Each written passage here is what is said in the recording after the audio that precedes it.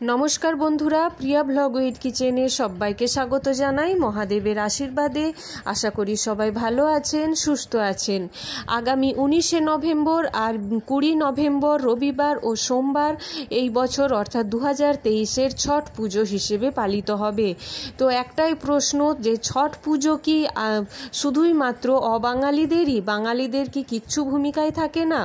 বিশেষত দেখা যেত বিহারের দিকেই এই ছট পুজো বেশি করে পালিত হতো, কিন্তু এখন এই বাংলাতেও এই ওয়েস্ট বেঙ্গলেও কিন্তু ছট পুজো পালিত হয়ে থাকে। বিশেষ করে অবাঙালিরা বেশি করে এই ছট পুজোর দিনটি পালিত করেন। বন্ধুরা, এই ছট পুজোর দিন আপনাদের যদি ইচ্ছে হয়ে থাকে, আপনাদের কোনো মনোবাসনা মনস্কামনা পূরণ করবেন, এই ছট পুজোর দুটো উপায় আপনারা যদি করতে পারেন বাড়িতে বসেই, আপনাদের সমস্ত মনস্কামনা কিন্তু আদিত্য নারায়ণ তথা সূর্যদেব পালন করবেন। বন্ধুরা, ছট পুজো হলো মা ছটা মাইয়া অর্থাৎ সূর্যদেবের স্ত্রী উষা দেবী আর সূর্যদেবকে একসাথে পুজো করা হয়ে থাকে। 3-4 দিন ধরে নিরামিষ আহার ভোজন করে থাকেন। আর এই ছট পুজো যেদিন সন্ধেবেলা অর্থাৎ সূর্যাস্তের সময় সূর্যদেবকে অর্ঘ্য দান করে থাকেন, আর বিশেষ করে উদিতমান সূর্যকে যেভাবে অর্ঘ্য দান করে থাকেন, যার ফলে সমস্ত মনের আশা, স্বামী সন্তানদের সুখ স্বাচ্ছন্দ্যের নানান কথা ভেবে এই ছট পুজো পালিত হয়ে থাকে। বন্ধুরা, এই ছট পুজো যে আপনাদের 20 নভেম্বর অর্থাৎ 20 নভেম্বর সোমবার, এই দিনটি কিন্তু অত্যন্ত শুভ। বাঙালি অবাঙালি সকলের কাছেই কিন্তু এই দিনটি বিশেষভাবে শুভ।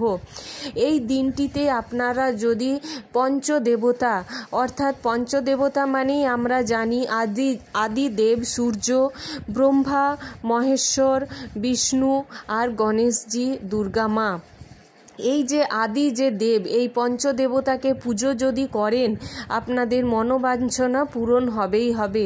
বিশেষ করে এই সোমবার কিন্তু সন্ধ্যের দিকে অষ্টমী তিথি শুরু হয়ে যাওয়ায় সোমবার অষ্টমীর যোগ বন্ধুরা খুব কম আসে। খুব কম মানে বছরে আপনি 4টা কি 5টে পাবেন, 4 থেকে 5টা পাবেন এই সোম অষ্টমীতে আপনারা যদি নিজের মনোকামনা বা আপনাদের ধন সম্পদ বাড়াতে চান, আপনারা শিবলিঙ্গে এই জিনিসটি অর্পণ করে এই কাজটি যদি করতে পারেন, আপনাদের বাড়িতে ধন সম্পদে পরিপূর্ণ হবে।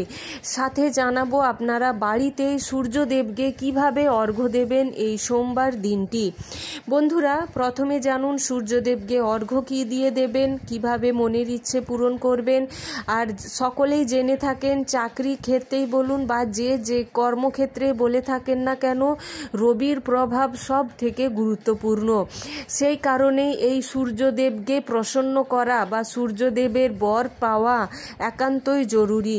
বন্ধুরা, এই সূর্যদেব এমন একটি দেবতা যার ফলে অর্থাৎ যেনাকে মূর্তির সাহায্যে পুজো করা হয় না, ওনাকে সকালবেলায় অর্থাৎ উদিত যে সূর্য হয়, উদীয়মান সূর্যকে আপনারা যদি পুজো করে থাকেন, অর্থাৎ বাড়ির বাইরে বেরোলেই যেই দেবতার দর্শন পাওয়া যায় সেই দেবতাই হলেন সূর্যদেব।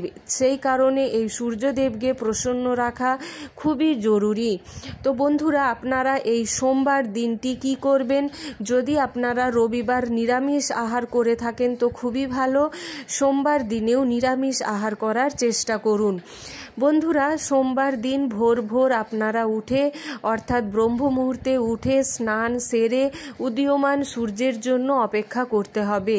অর্থাৎ সকালে যে ক্ষণে যে সময়ে আপনারা সূর্যদেবকে প্রথম দেখতে পাবেন, তখনই আপনাদের এই পুজোটি করে নেওয়া উচিত বা করে নিতে হবে। কি নেবেন সূর্যদেবকে অর্ঘ্য দেওয়ার জন্য? প্রথমেই দরকার একটি তামার পাত্র, যে কোনো ঘটি বা যে কোনো যা খুশি তামার যেন হয়ে থাকে। তাতে কি করবেন, একদম ভর্তি করে জল নিয়ে নেবেন। যদি গঙ্গা জল হয় তো খুবই ভালো। গঙ্গা জল যদি না থেকে থাকে, বাড়িতে ফ্রেশ শুদ্ধ জল, যেই জলে আপনারা পুজো করেন ওই জল নিয়ে নেবেন। আর কি নেবেন? একটি লাল ফুল। লাল ফুল ছাড়া সূর্যদেবকে অর্ঘ্য একদম অসম্পূর্ণ থেকে যায়। যদি একটি পারেন লাল জবা নিয়ে নেবেন, একটি লাল জবা ফুল, তামার পাত্রে জল, আর নিয়ে নেবেন একটু ধূপ বাতি বা একটু আপনারা যদি কোনো মিষ্টান্ন যদি নিতে পারেন তো খুবই ভালো।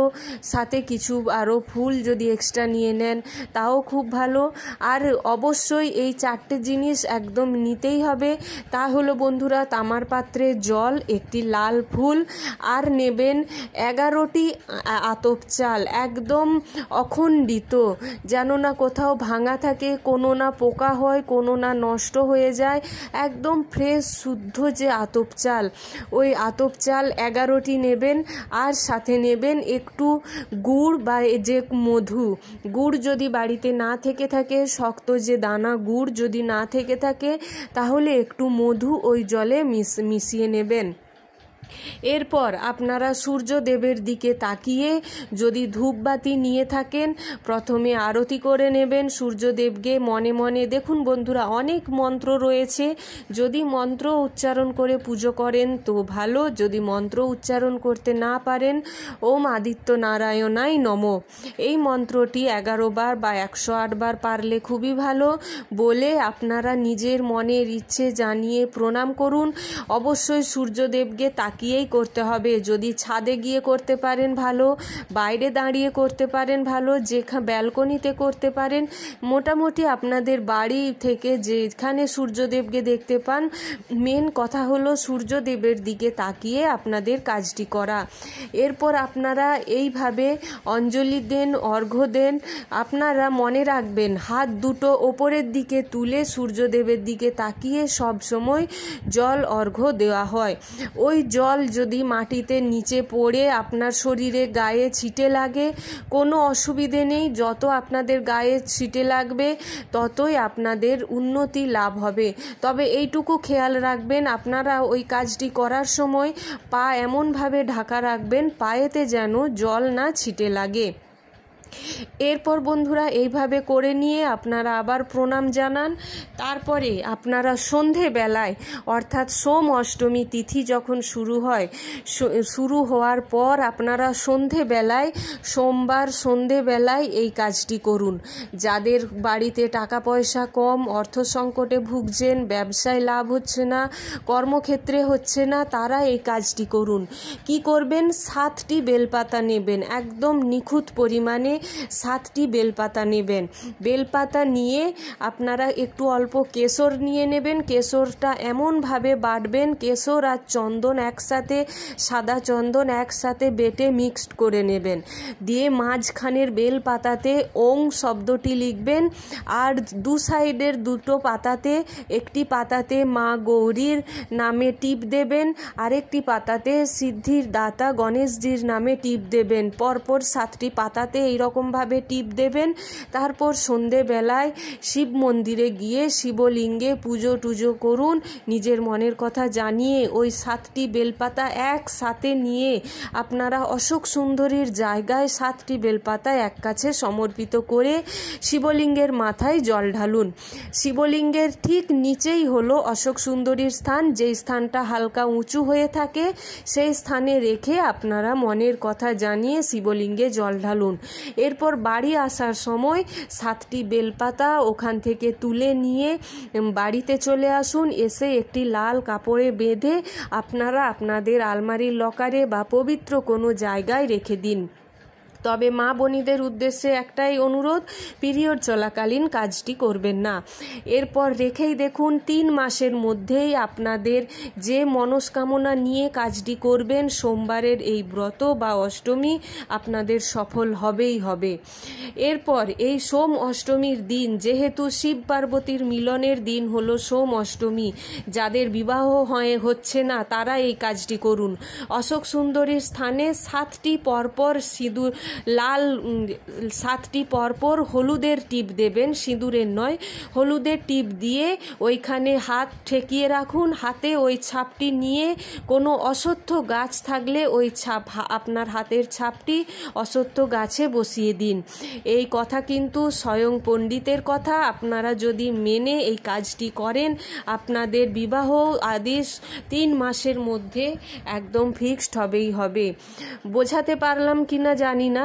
আপনারা অশোক সুন্দরীর জায়গায় 7টি পরপর হলুদের টিপ দেবেন, দিয়ে আপনাদের হাত ওই জায়গাতে রাখলেই দেখবেন আপনাদের হাতেতে ওই ছাপ উঠে গেছে, হলুদের ছাপ।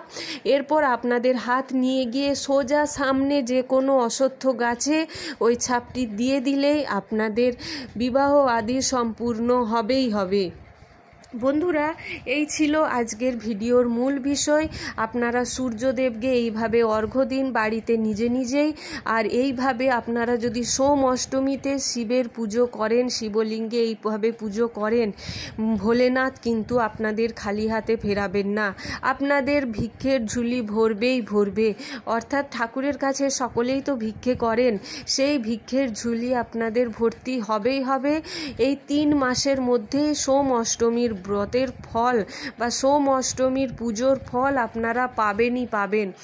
আশা করি বন্ধুরা বোঝাতে পারলাম। ভিডিও ভালো লাগলে লাইক, শেয়ার, কমেন্ট আর সাথে সাবস্ক্রাইব করে